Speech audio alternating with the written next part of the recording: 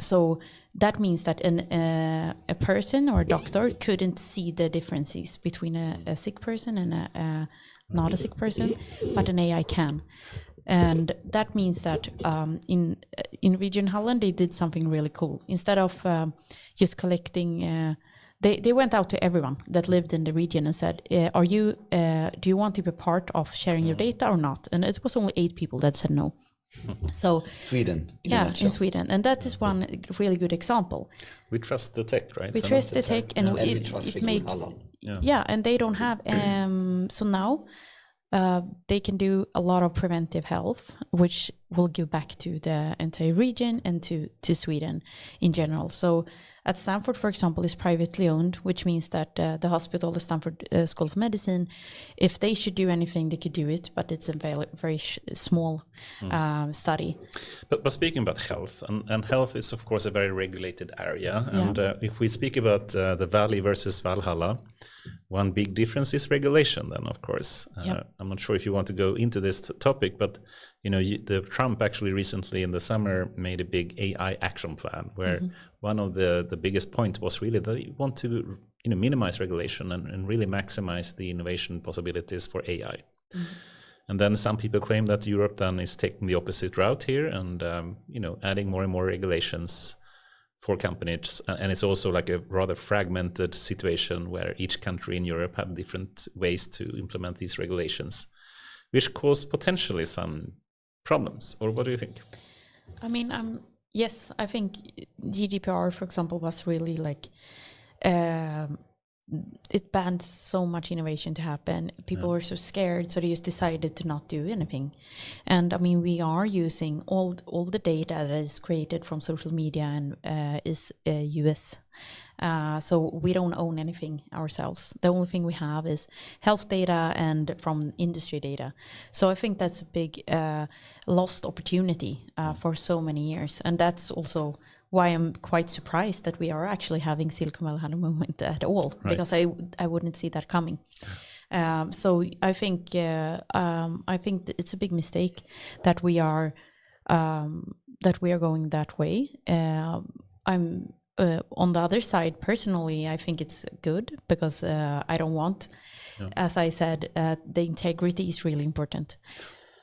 And it could be the strength. I mean, I think no one argues about the intention of the AI Act and GDPR, etc. But then the question is how it should be implemented. And we've spoken about this so many times on this podcast, but to at least know before the law becomes enacted how to become compliant could be a good idea, I think. Yeah, exactly. And it's not. It wasn't for GDPR. People, just the uncertainty of how to become compliant caused a lot of fear, and now the same thing is happening again. And exactly, it causes fear. That's the big thing, that you don't even know how to.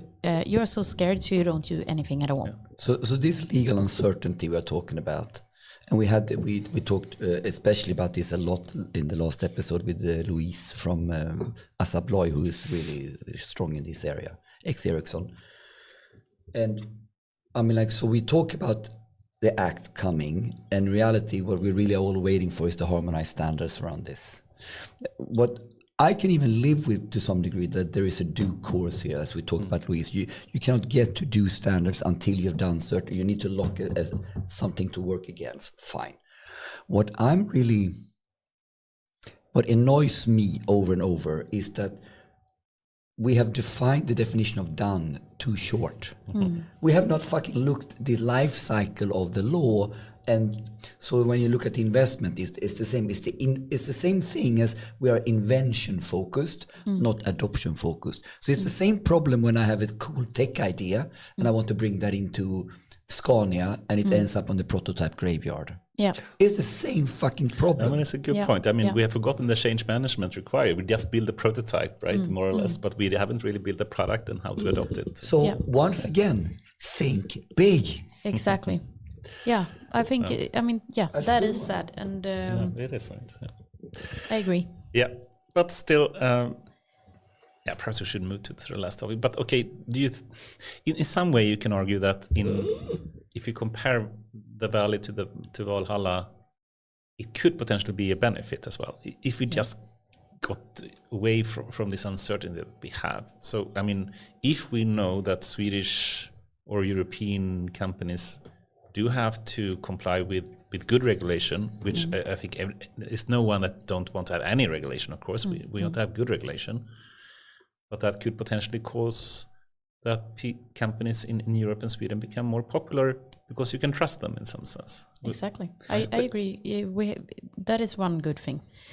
And we have a good brand. I mean, in Europe and in Sweden especially, we have a really good reputation. People trust the companies, what we're doing. So I mean, I don't think we should try to, at least not from the bigger companies' perspective, we shouldn't try to build. We should adapt and use what is out there, and don't be scared of doing so, because I think AI Act is so much better than, for example, GDPR. They have actually thought about a lot of things, but people just have to read it and understand how it applies to their specific area.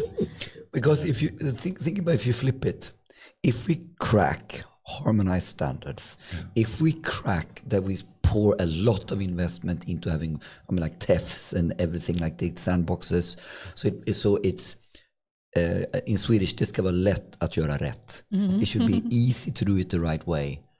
Then all of a sudden, that opens up, that together with our culture of trust in the system, and that therefore actually sharing data in different ways, it could flip the whole arena.